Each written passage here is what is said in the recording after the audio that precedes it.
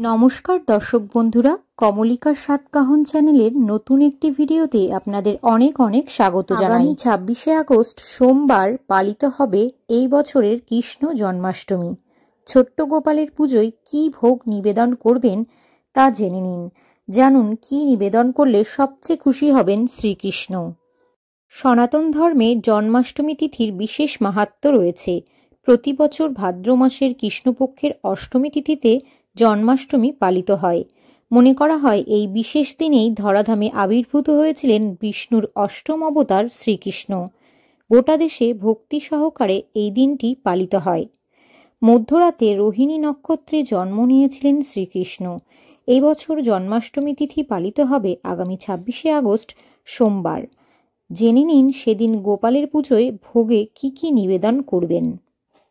এই জন্মাষ্টমী উৎসব গোকুলাষ্টমী নামেও পরিচিত।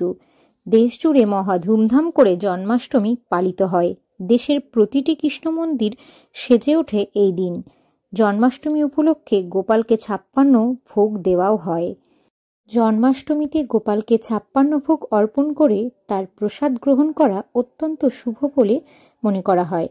56 ভোগে ভগবান কৃষ্ণ প্রসন্ন হন ও ভক্তদের সমস্ত মনস্কামনা পূর্ণ করেন, এমনটাই বিশ্বাস ভক্তদের।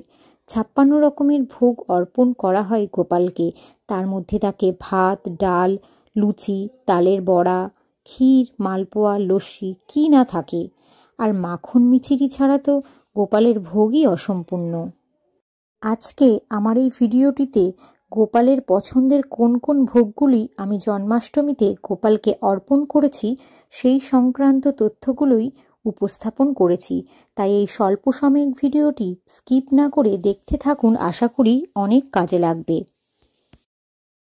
চলে এলো আমাদের আদরের গোপাল সোনার জন্মদিন। জন্মাষ্টমী উপলক্ষে গোপালকে কোন কোন জিনিস অবশ্যই ভোগ হিসেবে দেবেন জেনে নিন। গোপালের সবচেয়ে পছন্দের খাবার মাখন মিছিরির পাশে অবশ্যই দিতে হবে তালের বড়া, তাল ক্ষীর, তাল ঘোটা, তালের পায়েস, নারকেল নাড়ু রাখা অবশ্যই প্রয়োজন। রমান্য বা পায়েস এবং ক্ষীর বাড়ির ছোট গোপালের জন্য রাখতে ভুলবেন না।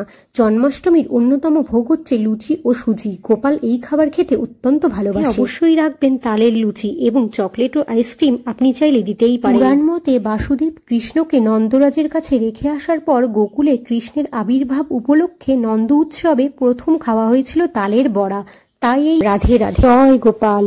বন্ধুকে জন্মাষ্টমীর অনেক অনেক শুভেচ্ছা জানিয়ে আজকে আমার ভিডিওটি এখানেই শেষ করছি। রাধে রাধে, হরে কৃষ্ণ।